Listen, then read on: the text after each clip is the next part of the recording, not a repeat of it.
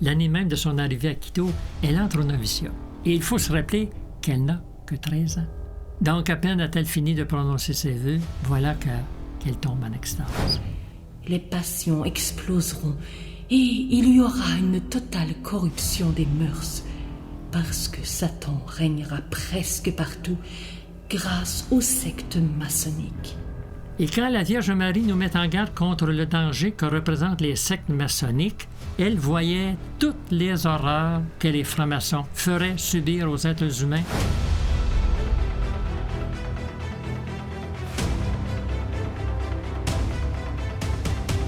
Le rôle de la Vierge, c'est d'écraser le serpent, le démon. Et la franc-maçonnerie est bien un organe du serpent. La Sainte Vierge avait prédit, écoutez bien, elle avait prédit l'époque et le lieu précis où allait se produire cet assassinat. Et vous savez, quand la Vierge Marie lance ce cri de tristesse, malheur aux enfants de ces temps, c'est un cri de douleur qui sort de son cœur parce qu'elle voit cette putréfaction dans laquelle on les aura volontairement plongés. Elle est attristée aussi par les orgies qui se passent à Hollywood, où les enfants sont la matière première. On comprendra, à la lumière de tout ce qu'on vient de dire, que ce n'était pas pour faire du style que la Vierge Marie disait « Malheur aux enfants de 7 ans ».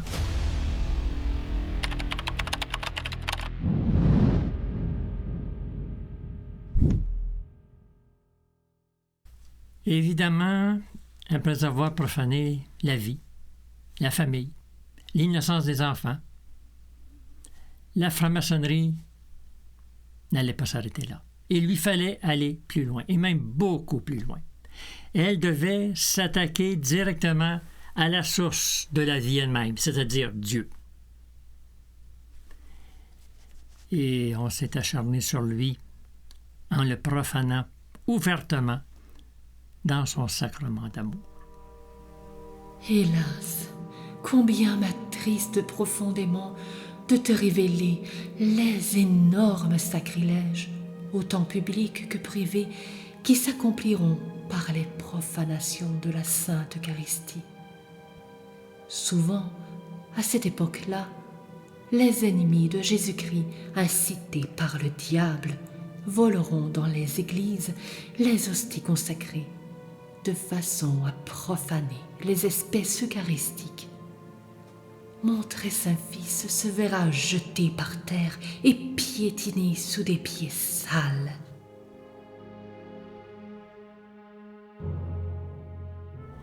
Et c'est maintenant, comme on peut le constater, que ces prophéties s'accomplissent dans nos églises, du moins lorsqu'elles sont ouvertes. Tout à fait. On reçoit la Sainte Eucharistie dans la main comme on prend une croustille. On se la met dans la bouche et on retourne à son banc en se frottant les mains pour enlever les fragments d'hostie qui auraient collé, sans se soucier des parcelles qui ont été échappées. Oui, ça c'est vrai. A-t-on oublié que c'est le corps du Christ qui est réellement présent dans chaque parcelle tombée par terre et qui seront immanquablement piétinés par les personnes qui emprunteront le même chemin en retournant à leur banc? On n'a pas l'air d'y penser à ça. Et ce qui est dramatique, c'est que les profanations ne s'arrêteront pas là.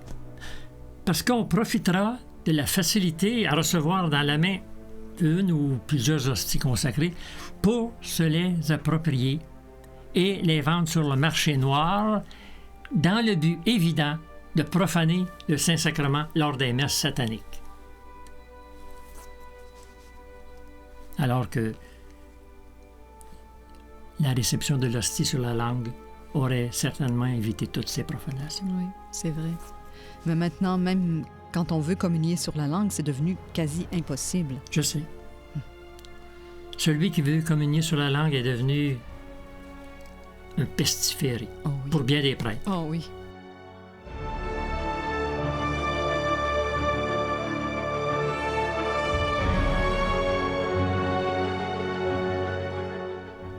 Alors, on préfère profaner le Saint-Sacrement au nom de la santé publique. Et en plus, avec toutes les innovations qui ont été faites ces derniers mois pour donner la communion, on s'aperçoit que ça n'a rien fait pour aider. C'est la porte ouverte à tous les abus. Ah oui. Vous savez, on a vu des paroisses placer le corps du Christ dans un sac Ziploc ou une boîte distributrice en invitant les fidèles, soi-disant toujours à cause de la COVID, à venir chercher l'hostie en avant de l'église et à retourner à leur place afin de se communier eux-mêmes dans leur banc. On a même vu aussi des gens apporter l'hostie à la maison pour se communier au moment jugé opportun, peut-être dans la soirée, en regardant la télévision. Si évidemment l'hostie n'a pas été oubliée dans le fond du sac à main ou la poche du pantalon. C'est évident. Il y a des risques que les gens l'oublient carrément. On a même été jusqu'à donner la communion avec des gants de caoutchouc par crainte de contamination. Des gants qu'on a ensuite jetés à la poubelle. Ou bien, on se lavera les mains avec un désinfectant alors qu'on vient de distribuer les saintes espèces.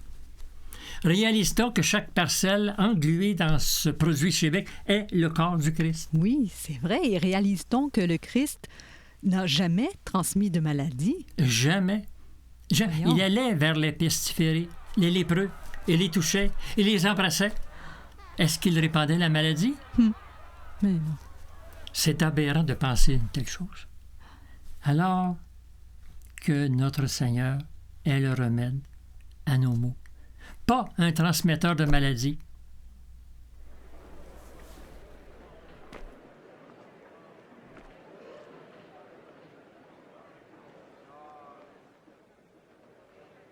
Femme, tu es délivrée de ton infirmité.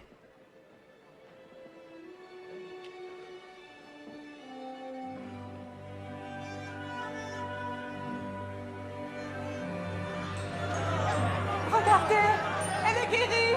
C'est un miracle. Oui, un miracle. Venez voir. Loué sois-tu, Maître. Louons le Seigneur. Où est notre foi? Où est notre foi? Et on sait que l'horreur ne s'arrête pas là. Parce que certaines personnes ont même reçu une hostie dans une enveloppe qui avait été déposée dans leur boîte aux lettres par le vicaire de la paroisse. Oui, j'ai entendu parler de ça. Oui, et c'est sans parler du prêtre qui demande à ses paroissiens d'apporter une tranche de pain pour la messe du dimanche suivant et qui les invite, au moment de la consécration, à faire comme lui, c'est-à-dire élever la tranche de pain en disant les paroles de la consécration, ce qui est formellement interdit par l'Église. Et nous savons très bien que toutes ces innovations sont réelles. Ce ne sont pas des inventions. Tout à fait, je le sais. Et quand on est rendu à voir ça, on a l'impression d'assister à une parodie. Une parodie, c'est plus qu'une parodie, c'est un sacrilège, une abomination. Croyez-vous que le ciel peut endurer cette situation encore longtemps? Et maintenant, si l'Eucharistie est profanée de la sorte, qu'en est-il du sacrement de l'extrême-onction, le sacrement qu'on appelle aujourd'hui l'onction des malades? Écoutons bien ce qu'en dit la Vierge Marie. Le sacrement de l'extrême-onction sera peu considéré. Beaucoup de personnes mourront sans le recevoir, soit par la négligence de leur famille, soit par une affection mal comprise pour les malades. D'autres, incités par le diable maudit, se révolteront contre l'esprit de l'Église catholique et priveront un nombre incalculable d'âmes, d'innombrables grâces, de consolation et de force dont elles ont besoin pour faire ce grand bond du temps à l'éternité. Et certaines personnes mourront sans recevoir ce sacrement par un juste et secret châtiment de Dieu.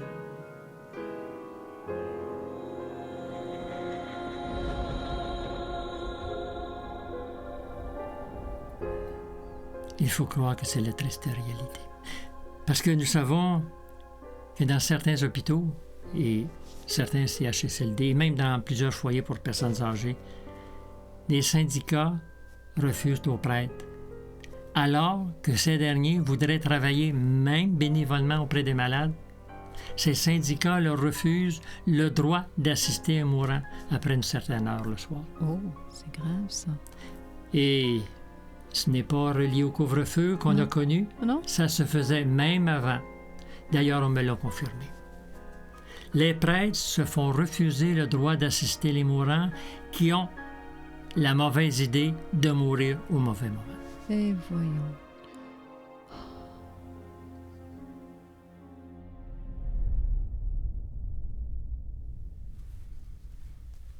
Ça, c'est pour les prêtres qui veulent bien remplir leur ministère. Parce qu'il y a aussi ceux qu'on ne peut plus rejoindre par téléphone alors que des personnes auraient besoin de leur service pour une confession ou un parent en danger de mort. Oui, mais on sait que plusieurs prêtres ont maintenant des heures de bureau. Et pourtant, la mort n'a pas d'heure de bureau. Et la personne qui a besoin de se confesser n'est pas intéressée à donner ses coordonnées sur leur répondeur ou encore moins sur Internet. Voyons.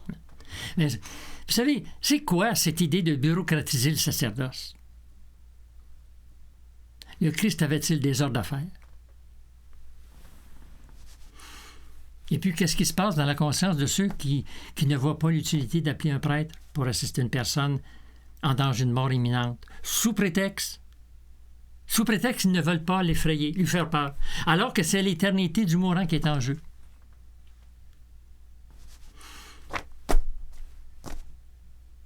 Qu'est-ce qui se passe dans la conscience de ceux qui encouragent un proche à recevoir l'aide médicale à mourir, alors qu'on devrait mettre tout en œuvre pour l'en dissuader?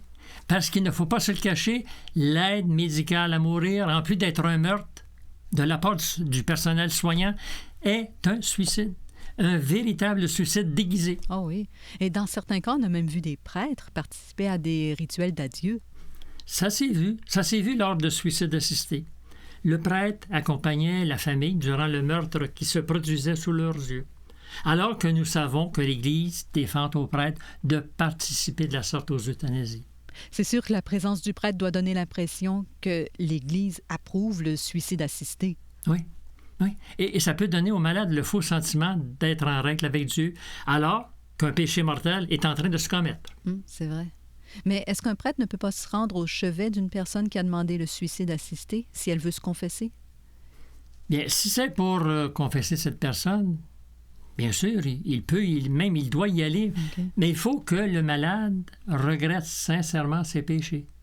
Le prêtre ne peut pas lui accorder l'absolution si le pénitent ne regrette pas sa faute. Il doit la regretter au point de vouloir faire cesser l'acte mortel qui est sur le point d'être commis, si c'était encore possible, évidemment, de l'arrêter. Le regret est absolument nécessaire à la validité du sacrement. Eh mon Dieu, on ne devrait pas cacher ça aux gens. L'âme qui est en train de vivre ces derniers moments sur terre a le droit de savoir. Ce sont les seuls moments qui lui restent pour décider de son éternité. On ne doit pas lui cacher ça.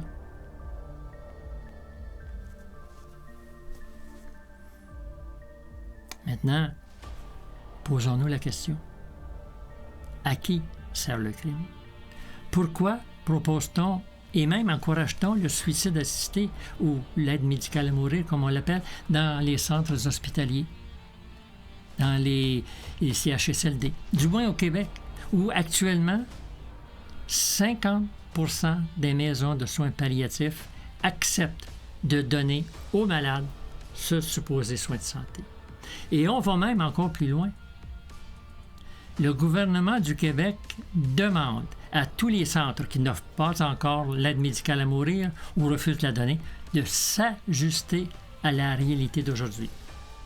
Parce que se suicider ou aider quelqu'un à se suicider est devenu un service essentiel.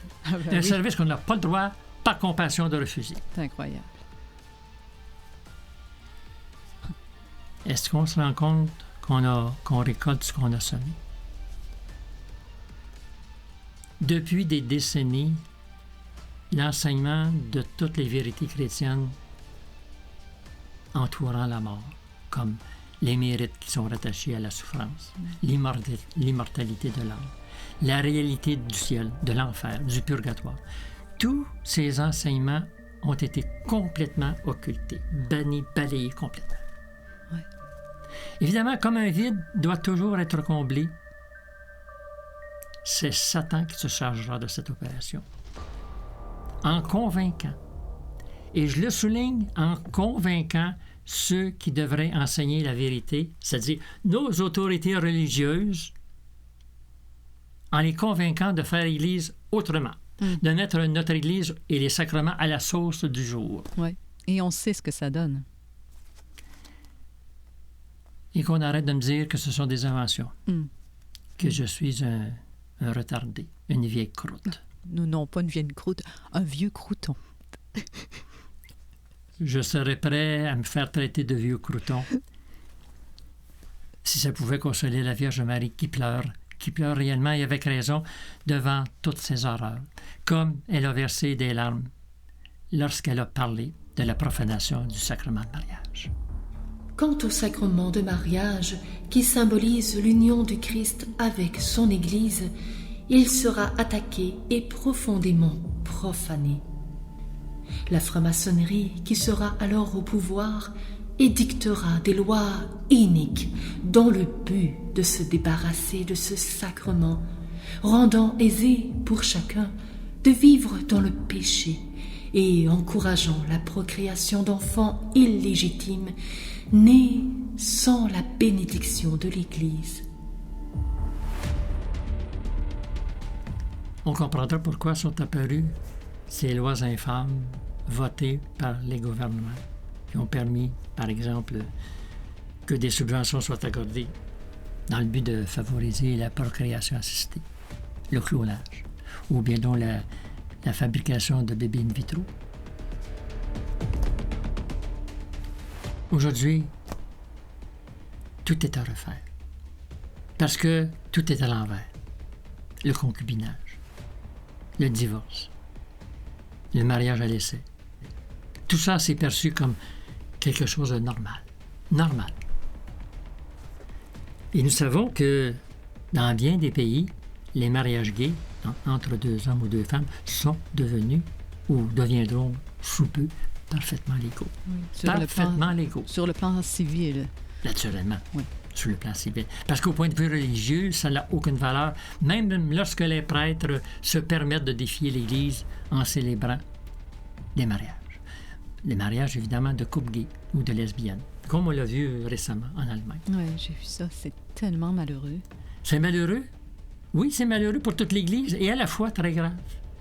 Et vous savez qu'actuellement, le lobby LGBT fait des pressions énormes pour que le gouvernement du Québec finance la GPA, c'est-à-dire la gestation pour autrui, ce qu'on appelle, dans le langage populaire, les mères porteuses.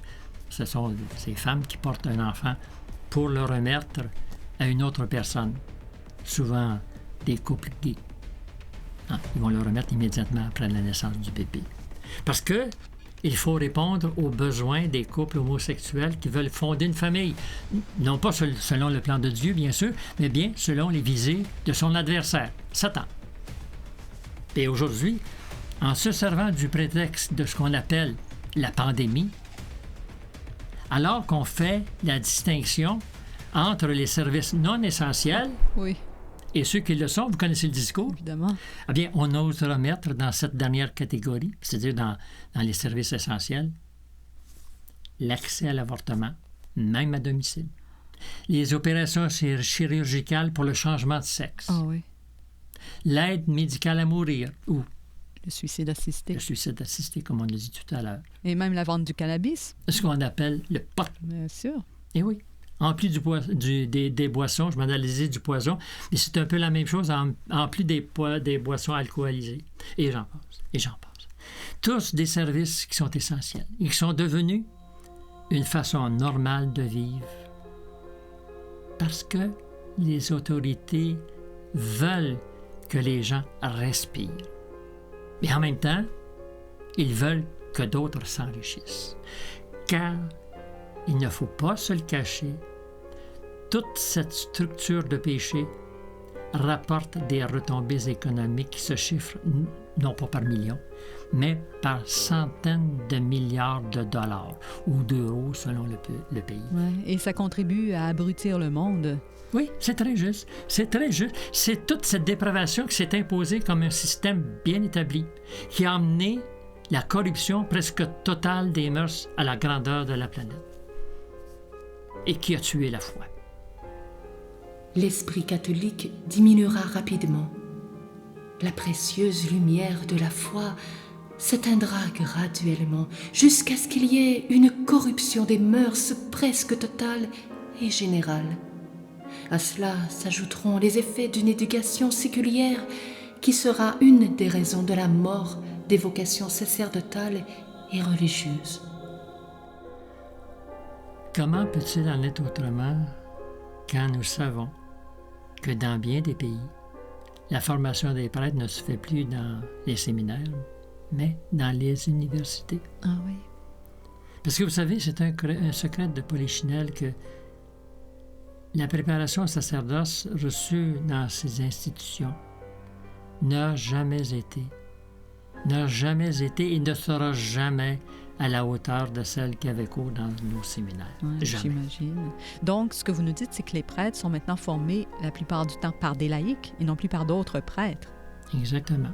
Quand la Vierge parle des effets d'une éducation séculière, on voit ce que ça donne. Évidemment, ce n'est pas que l'enseignement du laïc soit intrinsèquement mauvais. C'est pas ça que je veux dire. Il y a de très bons laïcs qui ont une doctrine très sûre. Mais il faut comprendre qu'en confiant la formation des prêtres aux universités, l'Église perdait très clairement le contrôle sur l'enseignement qui leur était dispensé. Oui, et l'atmosphère doit être beaucoup moins propice à la piété dans une université. Bien, c'est certain que les futurs prêtres sont maintenant plongés dans un environnement souvent hostile. Et comme vous le dites, loin de favoriser la piété. C'est quand même important, ça, quand on est en formation. Hein? Vous savez, plusieurs bons prêtres qui ont reçu leur formation dans ces maisons de haut savoir, comme on les appelle, se sont sentis obligés, après leur ordination, de reprendre par eux-mêmes certaines parties de la théologie, à partir d'auteurs sérieux et dignes de confiance, parce qu'ils n'avaient pas reçu un enseignement adéquat auquel ils s'attendaient. Le sacrement de l'ordre sera tourné en ridicule.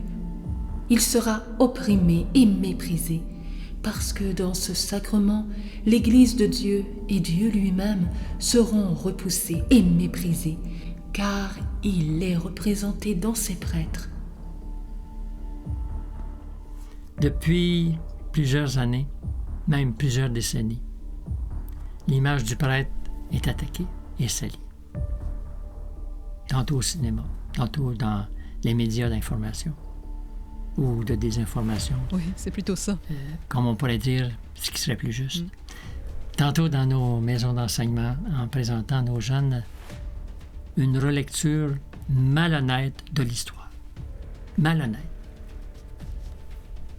Et quand la Vierge Marie dit que le sacrement de l'ordre sera tourné en ridicule, elle pensait très certainement à ses fils privilégiés, les prêtres, qui pour certains se ridiculisent eux-mêmes en se prêtant à toutes sortes d'extravagances dans l'exercice de leur ministère.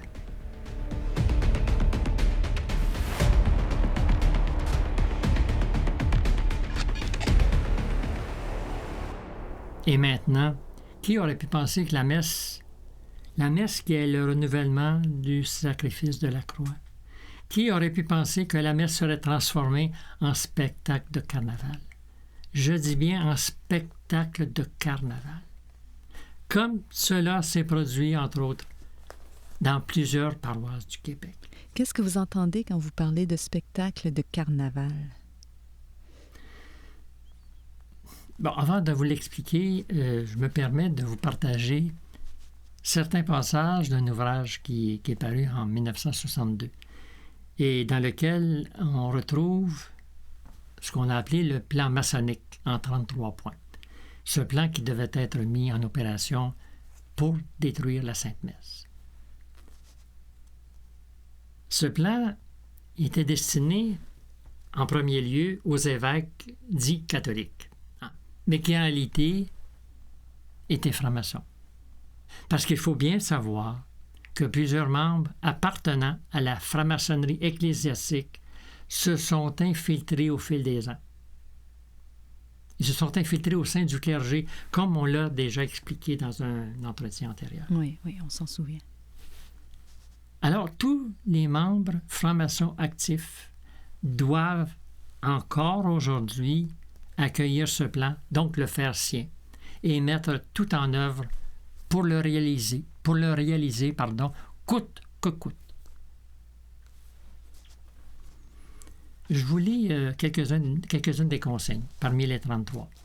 Les 33 qui sont au programme, et vous comprendrez pourquoi, dans notre Église et en toute impunité, on peut se permettre de rabaisser la Sainte Messe à des spectacles aussi indignes, aussi dégradants. Des spectacles qui sont de véritables profanations. Le texte que je vais vous lire en dit long. Éliminez la musique sacrée de l'orgue. Introduisez guitare, sitar, tambourin, piétinement et rire dans les églises. On a oublié évidemment les applaudissements, parce que ça fait partie de la tradition maintenant dans nos églises. Applaudir pour à peu près n'importe quoi. Cela détachera les gens de la prière personnelle et des conversations avec Jésus. Exécutez autour de l'autel des danses liturgiques en vêtements excitants, des représentations théâtrales et des concerts. Ah, tiens, ça me dit quelque chose, ça. C'est bel et bien entré dans nos mœurs maintenant. Parce que, on le constate, rares sont nos églises qui n'ont pas été profanées par des spectacles, des parades de mode, des sketchs humoristiques, souvent de très mauvais goût, pour ne pas dire obscène.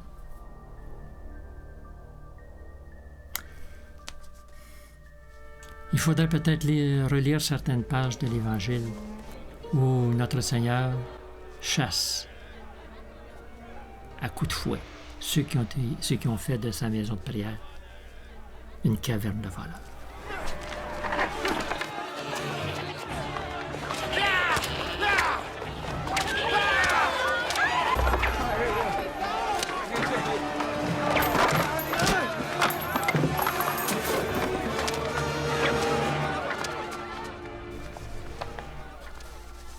Mais c'est pas tout.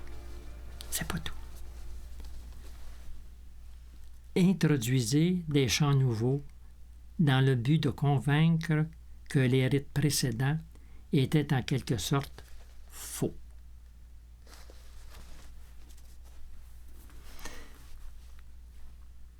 Quand on parle du rite précédent, il est évident qu'il est question du rite tridentin, c'est-à-dire la messe en latin, avec le chant grégorien, qu'on a balayé sous le tapis dans la plupart des paroisses, dans presque toutes les paroisses, et qu'on voudrait faire disparaître complètement. Complètement.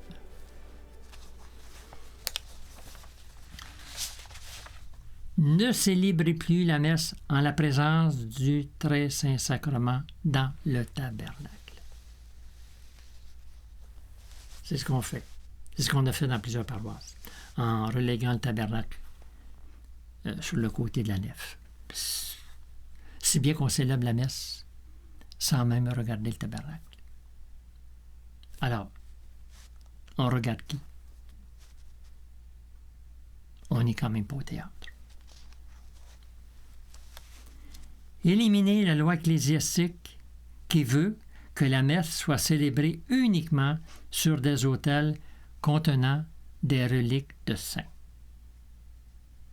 Et comme par hasard, pour ceux qui croient encore au hasard, en 1977, on a effectivement aboli l'obligation de célébrer la messe sur un autel dans lequel sont enchâssés des reliques de saints.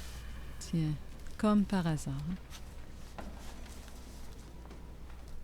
Et là ne s'arrête pas le programme de Satan pour dépouiller la Sainte Messe du respect qui lui est dû.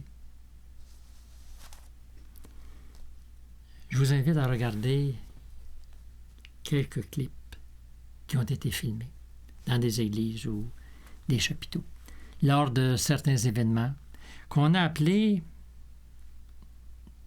messe western. Oh, oui. Western. C'est à ces événements que, d'ailleurs, que je faisais allusion il y a quelques instants quand je parlais du spectacle de carnaval.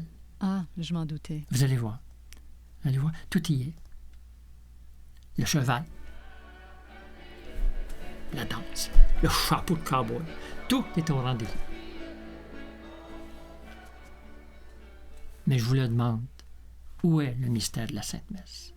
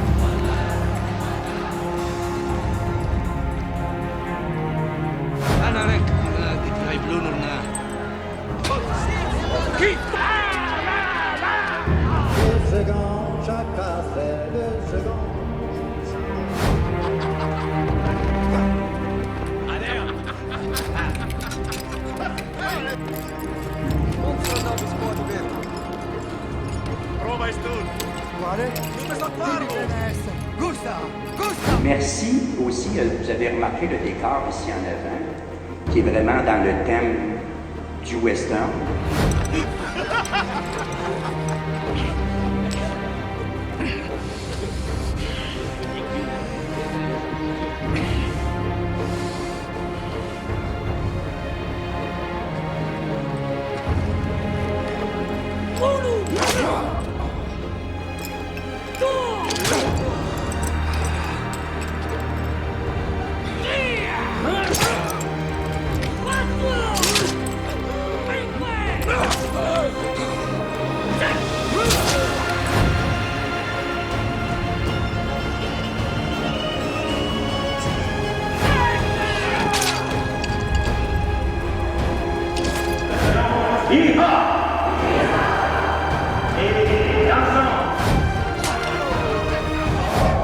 Et toutes nos célébrations devraient être comme ça.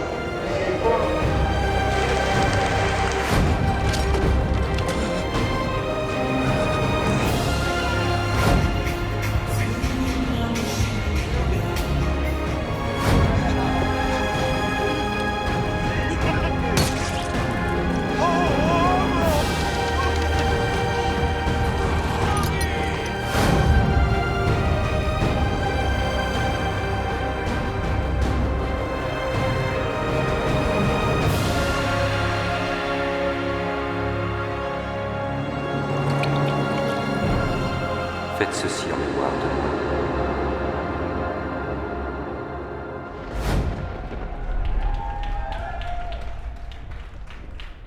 Ah, c'est abominable. Et c'est ça qu'on appelle des messes. Mais heureusement, ce ne sont pas tous les prêtres qui participent à cette mascarade. On comprendra la souffrance que devront endurer ces mêmes prêtres qui voudront demeurer fidèles à la vraie messe, à leur sacerdoce, en fait à l'Église. Le démon cherchera à persécuter les ministres du Seigneur de toutes les manières possibles, et il agira avec une astuce cruelle et subtile pour les détourner de l'esprit de leur vocation, et il corrompra beaucoup d'entre eux. Je suis en contact avec certains prêtres qui sont littéralement persécutés par leur évêque. Et croyez-moi, le mot persécuté n'est pas exagéré. Ça se passe ici au Québec? Écoutez, je ne donnerai pas trop de détails pour préserver leur identité, mais ce que je peux vous dire, c'est que ces prêtres veulent vraiment vivre leur sacerdoce en union avec l'Église catholique et avec leur évêque. Ils veulent vivre leur sacerdoce tout d'abord en se sanctifiant pour mieux travailler au salut des âmes. On ne donne pas ce qu'on n'a pas. Et pour sauver les âmes, ils veulent enseigner la vérité et non les erreurs qui sont à la mode, même dans un certain clergé. Mais on a tellement besoin de bons et de saints prêtres comme ça. C'est vrai, c'est vrai. Les prêtres qui ont compris leur sacerdoce sont une véritable manne pour les âmes qui cherchent la vérité. Oui, on en voudrait toujours plus comme ça. Tenez, ça me rappelle un prêtre que j'ai connu alors que je demeurais à Montréal. L'abbé Henri C. Il y en a qui le taquinaient en disant qu'il faisait les 3 premières lettres de l'alphabet. Comment? L'abbé C. ABC? Oh mon Dieu! C'est bon! C'était un véritable curé d'Ars. Ah oui? Un véritable. Il se déplaçait dans les rues, à bicyclette ou à pied dans le métro, Ah oui. toujours revêtu de sa chère soutane. Oh, puis je parie qu'il attirait les gens à lui comme ça. Et vous savez une chose, quand le prêtre porte un signe distinctif, on n'a pas besoin de présentation. On peut aller droit au but. Ben, c'est sûr.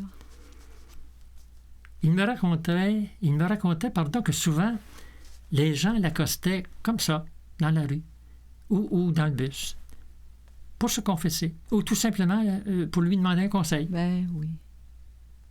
C'était des moments bénis pour lui.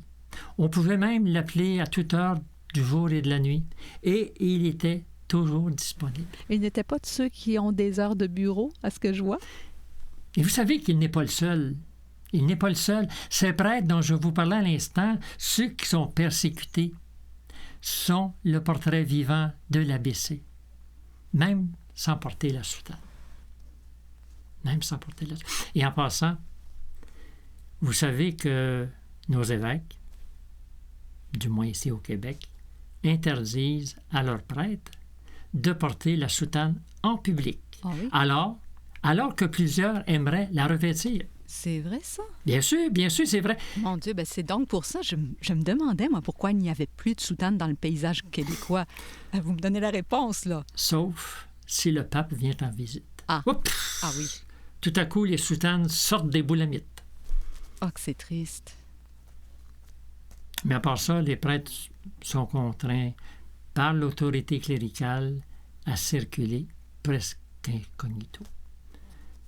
Ils peuvent tout au plus porter le col romain, ou peut-être le clergyman, et encore. Oh, c'est choquant. En tout cas, ça nous montre à quel point les bons prêtres dérangent. Les bons prêtres dérangent ceux qui voudraient réécrire l'Évangile, parce que l'Évangile aussi dérange. Oui, on dirait que ça va ensemble. Ces prêtres, en fait, sont perçus comme trop conservateurs, rétrogrades, retardataires, des vieux jeux, comme si l'enseignement du Christ pouvait être changé au gré des gens et des époques. Et alors, comme ces retardataires, ces vieux croutons ne répondent plus aux normes du monde, bien, on essaiera de les transformer, de les réformer, pour qu'ils reviennent à la raison. Oui, pour qu'ils rentrent dans le moule. En quelque sorte. Alors, ne soyez pas étonnés si je vous dis que plusieurs prêtres, même des religieux, des religieuses, qui ont accepté souvent, presque de force, d'aller se faire réformer dans des maisons spécialisées, parce que ces maisons existent réellement. Ces personnes sont revenues de cette expérience aigries, révoltés, traumatisés. Même certains ont quitté leur vocation. Ils sont revenus à la vie civile. Oh là là, ça c'est grave. Vous comprenez maintenant ce que voulait dire la Vierge Marie quand elle disait « Le démon cherchera à persécuter les ministres du Seigneur de toutes les manières possibles. Et il agira avec une astuce cruelle et subtile pour les détourner de l'esprit de leur vocation. » On serait surpris de connaître le nombre de ceux qui vivent ou ont vécu une telle situation. Il y en a peut-être dans votre entourage. Et pendant ce temps-là, c'est drôle, on protège ou on laisse en place, à tout le moins, certains prêtres qui enseignent n'importe quoi. N'importe quoi. Et qui répandent des fausses doctrines. Oui. Allant même jusqu'à dire sans broncher qu'il faut faire le sacrifice de sa foi. Voyons, vous avez entendu ça? Je l'ai entendu de mes propres oreilles. Ah! Il faut faire le sacrifice de sa foi pour faire Église autrement. Surtout, et on rajoute, parce que c'est comme ça que ça a été dit, surtout en ce temps de pandémie. C'est sûr, une pandémie, ça demande le sacrifice de sa foi. En fait, c'est comme s'il disait qu'il faut sauver le corps au détriment du salut de l'âme. Autrement dit, c'est comme s'il rejetait, ou du moins mettait sur les tablettes, pour quelque temps et peut-être même pour toujours, certains dogmes, certains sacrements, comme celui de la pénitence, qu'on appelle la confession, qui, d'ailleurs, a été remplacé dans beaucoup d'endroits par l'absolution collective. Oui, c'est vrai. Et à laquelle, soit dit en passant, les fidèles ne devraient pas participer. Oui, et dites-nous pourquoi. Quelles sont les raisons? Parce que les conditions requises pour la validité du sacrement ne sont pas là. OK. Si vous avez commis un péché mortel, vous repartez de là, de l'absolution collective, sans être absous. C'est du vent. L'aveu de la faute est nécessaire. Le regret sincère des péchés est nécessaire. L'absolution personnelle donnée par le prêtre est nécessaire. C'est bien que vous nous disiez tout ça parce que c'est important ce que vous dites là. Souvenons-nous qu'on parle d'un sacrement, pas d'une loterie ou d'une partie de bingo.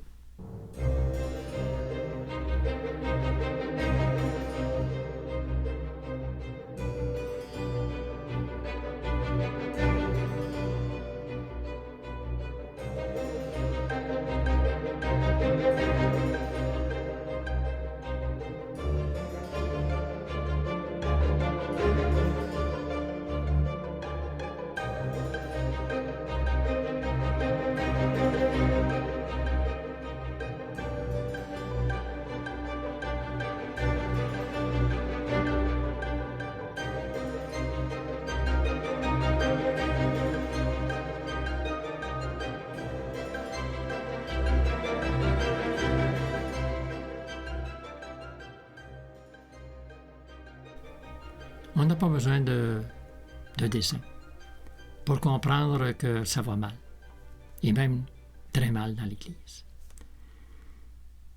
Et je vous assure que je ne ressens aucun plaisir à décrire ces situations. Et si la Vierge Marie a pris la peine d'en parler avec tant de détails, c'est qu'elle veut certainement que ces paroles aient un écho dans nos prières, dans nos cœurs. Ces prêtres dépravés qui scandaliseront le peuple chrétien feront en sorte que la haine des mauvais catholiques et des ennemis de l'Église catholique, apostolique et romaine retombera sur tous les prêtres. Ce triomphe apparent de Satan provoquera d'énormes souffrances aux bons pasteurs de l'Église, aux nombreux bons prêtres et au pasteur suprême et vicaire du Christ sur terre, qui, au Vatican, comme un prisonnier, versera des larmes secrètes et amères en présence de son Dieu et Seigneur, implorant lumière, sainteté et perfection pour tout le clergé du monde dont il est le roi et le Père. Et ce que la Vierge Marie a prophétisé il y a 3 siècles est en train de se réaliser. Qu'on regarde les scandales qui nous sont rapportés dans les médias. Bien sûr, il y a encore des exagérations, des règlements de compte, et même des opportunités de s'enrichir. Par exemple, en accusant des personnes innocentes, et souvent incapables de se défendre parce qu'elles sont décédées. On les accuse de conduite inappropriée, afin d'en retirer un bénéfice pécuniaire. Par contre, il y a de vrais scandales, des scandales provoqués par des personnes en autorité, des personnes en qui on avait confiance. À ce moment-là, toute l'Église en a été éclaboussée. Mais malheureusement, il n'y a pas que par les âmes consacrées que le scandale arrive. En ces temps malheureux, il y aura une luxure effrénée qui fera tomber le reste du peuple chrétien dans le péché et conquérera d'innombrables âmes frivoles qui se perdront. C'est un constat épouvantable à entendre. Il y aura une luxure effrénée. Effrénée, ça veut dire sans mesure, sans retenue, qui fera tomber le reste du peuple chrétien dans le péché. Et nous y sommes. Nous y sommes. On comprend pourquoi la petite Jacinthe répétait souvent « Les péchés qui jettent le plus d'âmes en enfer sont les péchés d'impureté. » Encore aujourd'hui, et surtout aujourd'hui, il suffit de se rendre compte de toute la pourriture nauséabonde qui s'est installée partout sur la planète. À la télévision, à la radio, au cinéma, dans les clubs de nuit, lors des carnavals, dans les romans feuilletons, sur certains panneaux publicitaires le nom des voies rapides, dans les kiosques à journaux, sur Internet, dans les lignes téléphoniques spécialisées. Il y en a partout. Et même dans nos foyers. Nous sommes dans la boue jusqu'au cou. Jusque par-dessus la tête. En ces temps malheureux, il n'y aura presque plus d'innocence chez les enfants, ni de modestie chez les femmes. Et pour être certain de bien corrompre nos enfants, Satan fera appel au gouvernement, qui à leur tour obligeront les professeurs à enseigner toutes les déviations sexuelles qu'on aura mis soigneusement au programme et qui sera rendu obligatoire dès le plus jeune âge et même dès la maternelle, sous le couvert d'informations indispensables au développement de l'enfant. Oui, c'est ce qu'ils disent aux parents.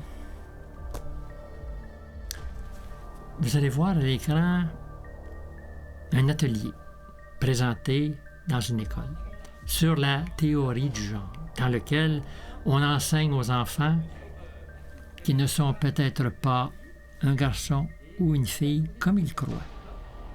Comme ils le croient. Peut-être ils ne sont pas ce qu'ils sont. Oh, c'est criminel de faire ça. Regardez. Voyez le visage des enfants. Ils ont réellement l'air perturbés, dégoûtés. Ils sentent que c'est contre nature. Mais ça, c'est juste le début. Parce qu'après avoir semé le trouble dans l'esprit des enfants, on va leur faire subir un autre traumatisme. Cette fois en les immergeant dans la culture drague. La culture drague, ça mange quoi en hiver, ça? Demandez-le aux enfants qui vont à l'école. Ils vont tous vous expliquer ça. Ah oui. Parce que vous savez, ils en apprennent des choses sur les bancs de l'école et dans les médias sociaux, pendant que vous êtes au boulot. Demandez-leur, ils vont vous dire que la culture drague, c'est ça. Je dirais que ça a l'air des filles déguisées pour Halloween. Vous pensez? Ça y ressemble.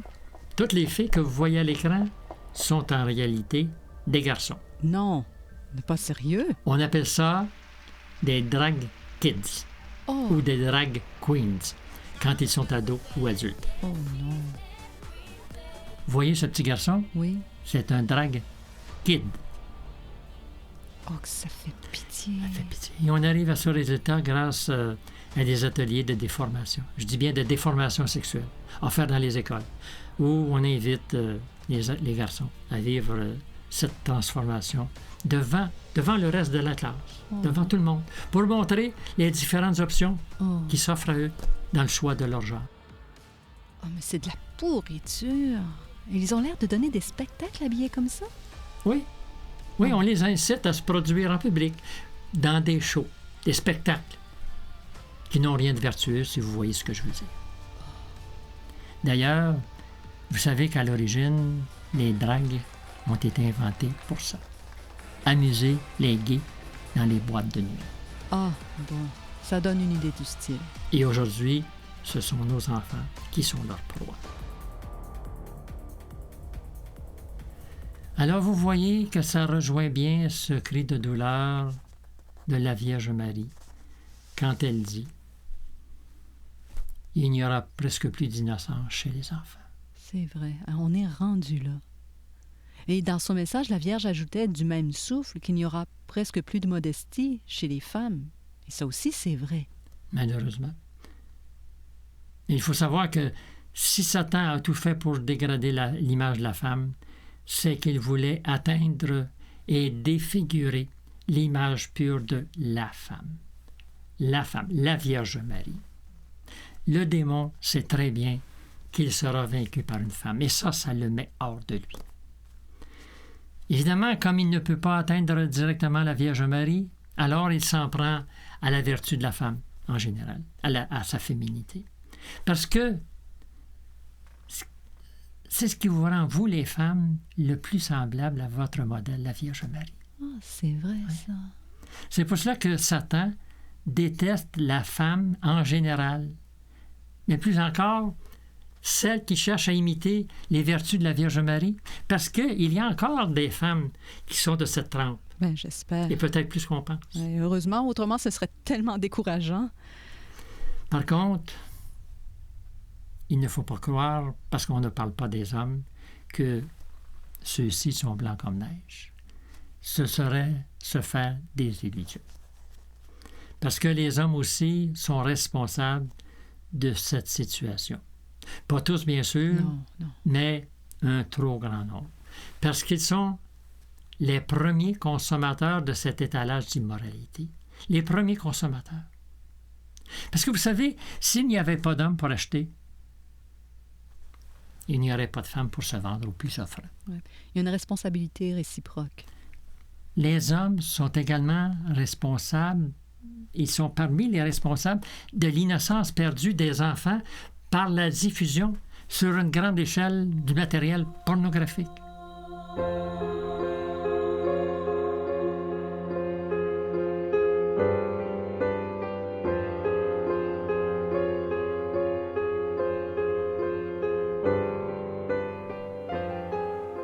En ce moment suprême de besoin de l'Église, celui qui devrait parler gardera le silence. De qui la Vierge Marie parle-t-elle ici? Du pape? Des prêtres? De quelqu'un en particulier? Oui, on se le demande. Difficile à dire. Mais si elle parlait de nous, les chrétiens, si elle s'adressait à celui qui est chrétien à la maison, mais païen au travail ou dans sa vie sociale, de celui qui préfère se taire devant les abus qui se commettent dans la société ou même dans l'Église, et qui ne prend absolument pas la parole de Dieu. Ou bien donc de celui qui se tait devant les injustices commises contre l'Église, de peur de perdre des amis ou de perdre une situation ou une réputation. Je me souviens d'avoir entendu un jour une parole qui vaut la peine d'être méditée. Ça disait, si je me rappelle bien, beaucoup de mal se fait dans le monde parce que les gens bien ne font rien. Oh. Tu verras tout cela du ciel, ma fille aimée, où tu ne souffriras plus. Mais tes filles et celles qui suivront souffriront. Ces âmes aimées que tu connais déjà apaiseront la colère divine. En fait, ce que la Vierge Marie semble nous dire, car ça nous concerne aussi, c'est que si les catastrophes annoncées ne nous sont pas encore tombées sur la tête, c'est certainement parce qu'il y a de nombreuses âmes qui prient, qui se sacrifient, qui offrent leur vie. Et nous sommes tous appelés à faire partie de cette armée de priants.